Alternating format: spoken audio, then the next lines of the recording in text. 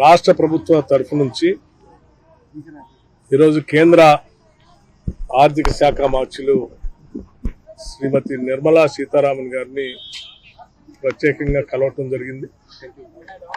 రాష్ట్రంలో ఉన్నటువంటి అనేక ఆర్థిక పరమైనటువంటి అంశాల గురించి వారికి వివరించి కేంద్ర ప్రభుత్వం నుంచి రాష్ట్రానికి రావాల్సినటువంటి నిధులు కానీ లేకపోతే ఇతరత్ర సహాయ సహకారాలు రావాల్సినవి అందించాలని వారిని ప్రత్యేకంగా రాతపూర్వకంగా విజ్ఞప్తి చేయడం జరిగింది. ఇందులో సెంట్రల్లీ స్పాన్సర్ స్కీమ్స్ సంబంధించి నిధుల విడుదల గురించి కానీ, బైఫర్కేషన్ యాక్ట్లో రెండు రాష్ట్రాలకు సంబంధించినటువంటి నిధుల పంపిణీ పైన గత 10 ఏళ్లుగా అనేక సందర్భాల్లో తెలంగాణ రాష్ట్ర ప్రభుత్వం అడుగుతున్నప్పటికి కూడా అవి కొన్ని రిజాల్వ్ కాకుండా అలాగే పెండింగ్ ఉండిపోయినాయి.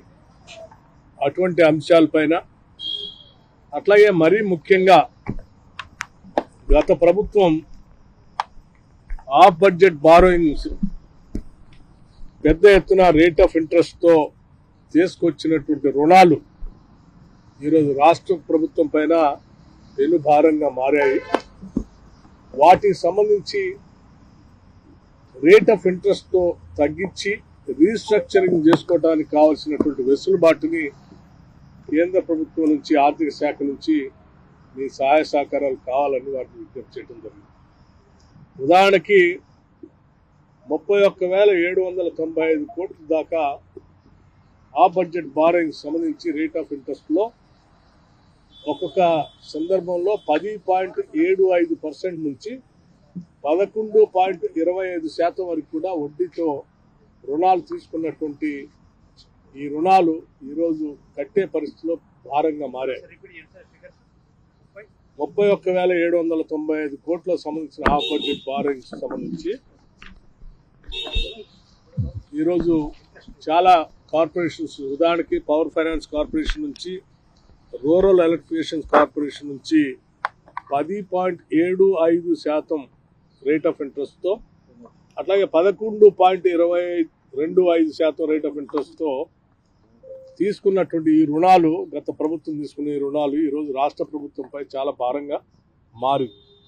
వీటికి సంబంధించి రీస్ట్రక్చరింగ్ చేసుకుంటూ, స్వాప్ చేసుకుంటూ రుణాలని రేట్ ఆఫ్ ఇంట్రెస్ట్ తగ్గించేటట్టుగా చేసుకోవటం కోసం కేంద్ర ప్రభుత్వం యొక్క సహాయ సహకారాలు కావాలని వారు ప్రత్యేకంగా కోరటం జరిగింది. ఎందుకంటే ఈరోజు అత్యధిక పేమెంట్ నెలకి రాష్ట్ర ప్రభుత్వం నుంచి చేసేది ఏదైనా ఉందంటే జీతాల కంటే ఎక్కువగా పెద్ద మొత్తంలో కట్టేది అప్పులకి, వడ్డీలకి. జీతాలు ఎంత, వడ్డీలు ఎంత? సో అంత పెద్ద అమౌంట్ చేసే పరిస్థితుల్లో ఈరోజు రాష్ట్రం భరించలేనటువంటి పరిస్థితిలో ఉంది. కాబట్టి ఇటువంటి అంశాలన్నీ దాదాపు 8 అంశాలు వారి దృష్టికి రాతపూర్వకంగా రాసి ఇవ్వటం జరిగింది. అట్లాగే పవర్కి సంబంధించి కూడా ఆంధ్రప్రదేశ్ ప్రభుత్వానికి, తెలంగాణ ప్రభుత్వానికి మధ్య జరిగినటువంటి లావాదేవీలలో మాకు తెలంగాణ రాష్ట్రానికి రావాల్సినటువంటి నిధులు ఆంధ్రప్రదేశ్ ప్రభుత్వం నుంచి ఇంతవరకు రాలేదు. వాటిని వెంటనే ఇప్పించే కార్యక్రమం కూడా చేయమని చెప్పాం. అట్లాగే 2014-15 సంవత్సరంలోనే, మొదటి సంవత్సరంలోనే సెంట్రల్లీ స్పాన్సర్ స్కీమ్ సంబంధించి తెలంగాణకి, ఆంధ్రాకి సంబంధించిన 2 రాష్ట్రాలు కలిపి ఆంధ్రప్రదేశ్ అకౌంట్లోనే వేశారు. తెలంగాణ రాష్ట్రానికి కూడా ఆంధ్రప్రదేశ్ అకౌంట్లోనే వేశారు. అంటే ఆ సంవత్సరం వేసినటువంటి డబ్బుల్ని తెలంగాణ రాష్ట్రానికి మళ్ళీ తీసి సపరేట్గా ఇవ్వాలని అప్పటి నుంచి అడుగుతున్నా. ఇంతవరకు రిజాల్వ్ కాలేదు. దాన్ని కూడా రిజాల్వ్ చేయమని అడిగాం. అట్లాగే మీకు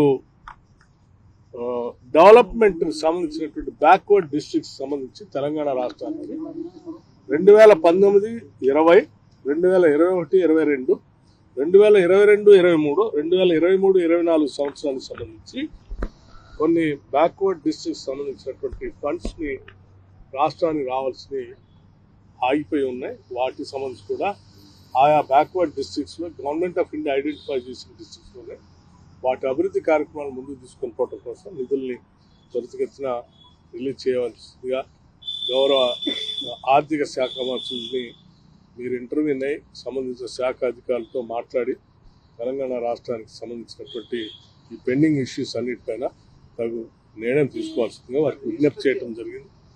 మేము చేసిన ప్రతి విజ్ఞప్తిని కూడా 8 అంశాల సంబంధించిన విజ్ఞప్తిని కూడా ఆర్థిక శాఖ మంత్రి గారు నిర్మలా సీతారామన్ గారు సానుకూలంగా వాటన్నిటిపైన స్పందించడమే కాకుండా తప్పనిసరిగా కొద్ది రోజుల్లోనే కేంద్ర ప్రభుత్వ అధికారులతో రాష్ట్ర ప్రభుత్వ అధికారులతో ఒక సమావేశం ఏర్పాటు చేసి దీనికి సంబంధించి వీటన్నిటికీ ఒక పరిష్కార మార్గం త్వరలోనే చూపిస్తానని చెప్పారు. వారికి రాష్ట్ర ప్రభుత్వం నుంచి ధన్యవాదాలు తెలియజేస్తాం.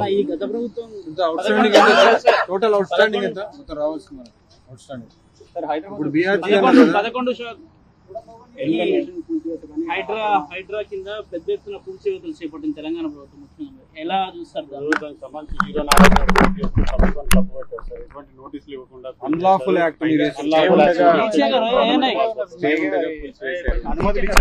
కాంగ్రెస్ గవర్నమెంట్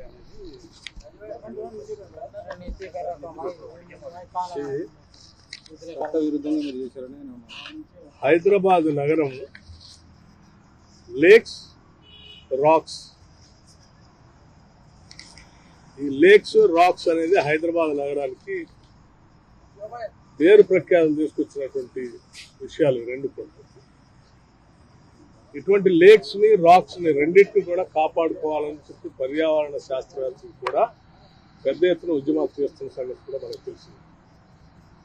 హైదరాబాద్ నగరంలోనే కాకుండా పరిసర ప్రాంతాల్లో జిహెచ్ఎంసీ పరిధిలో up to outer ring road వరకు ఉన్నటువంటి ప్రాంతాల్లో పెద్ద ఎత్తున లేక్స్ అన్నిటిలో కూడా లోపలనే బిల్డింగ్లు కట్టి ఆ లేక్స్ ని ఆక్రమణకు గురైపోయి మట్టితో నింపేసి నగరానికి లేక్స్ లేకుండా చేయటం వల్ల చాలా ఇబ్బంది జరుగుతూ ఉంది. నగరానికి పారుతున్నటువంటి వర్షానికి పడినటువంటి నీళ్లు కానీ లేకపోతే ఇతరత్ర డ్రైనేజ్ వ్యవస్థ కానీ లేకపోతే ఇతరత్ర పడిన వర్షపు నీళ్లు పోవటానికి కావాల్సిన విధంగా ఉన్న లేక్లు కానీ లేపబట్టి నగరవాసులంతా కొన్ని సంవత్సరాలుగా వాళ్ళు పడుతున్నటువంటి ఇబ్బందులను చూశారు.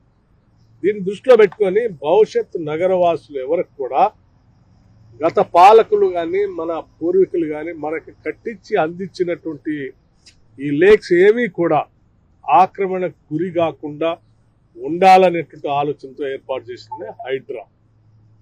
Hydraa is to protect the lakes of the Hyderabad and other government properties. So దీన్ని ప్రజలంతా కూడా ఆహ్వానిస్తూ ఉన్నారు. సరే, ఎవరైనా కూల్చినటువంటి ప్రాంతాల్లో కట్టుకున్నటువంటి వాళ్ళు ఇల్లీగల్గా కూల్చారు, మాకు నోటీస్ ఇవ్వలేదు అంటే నాకు తెలిసి రాష్ట్ర ప్రభుత్వం నుంచి చేసే ప్రతి పనికి ముందుగానే నోటీసులు ఇస్తూ ఉన్నారు. అట్లాగే వాటన్నిటి లేక్స్లో ఎక్కడైతే కట్టారో బఫర్ జోన్ కూడా కాదు, లేక్స్లోనే నేరుగా లేక్స్లో కట్టినటువంటి వాటిపైనే ముందుగా చర్యలు తీసుకుంటున్నారు. దీనికి ప్రజలందరూ కూడా సహకరించాలని కోరుతా ఉన్నాను. నేను ఇంకో విషయం కూడా చెప్తా ఉన్నాను. నా శాఖలోనే నా దగ్గరే ప్లానింగ్ డిపార్ట్మెంట్లో ట్రాక్ రిమోట్ సెన్సింగ్ అంటే ఇది మొత్తం అసలు శాటిలైట్స్ ద్వారా పిక్చర్స్ తీసిస్తుంది. 2014 కంటే ముందు రాష్ట్ర విభజన జరగకముందు అలా ఎన్ని చెరువులు ఉన్నాయి హైదరాబాద్ చుట్టూ శాటిలైట్ పిక్చర్స్ ద్వారా తీసినటువంటి మ్యాప్స్ అన్ని సమాచారం తీయని చెప్పారు. 2014 నుంచి రాష్ట్ర విభజన జరిగిన దగ్గర నుంచి 2023-24 అంటే కాంగ్రెస్ ప్రభుత్వం ఇంధన రాజ్యం వచ్చేంత వరకు ఈ 10 ఏళ్లలో హైదరాబాద్ నగరానికి సంబంధించిన లేక్స్ అన్ని ఎన్ని ఆక్రమణకు గురయ్యాయి, ఎన్నింట్లో పెద్ద పెద్ద సంస్థలు వ్యవస్థలు బిల్డింగ్లు కట్టుకున్నారు, టవర్స్ కట్టారు నగరాన్ని లేకుండా అనేది year wise remote sensing satellite pictures తీయమని చెప్పాను. వాటన్నిటిని తీసి అధికారికంగా వారికి అందిస్తున్నాం. వాటన్నిటిని ప్రజల ముందు కూడా పెడతాం.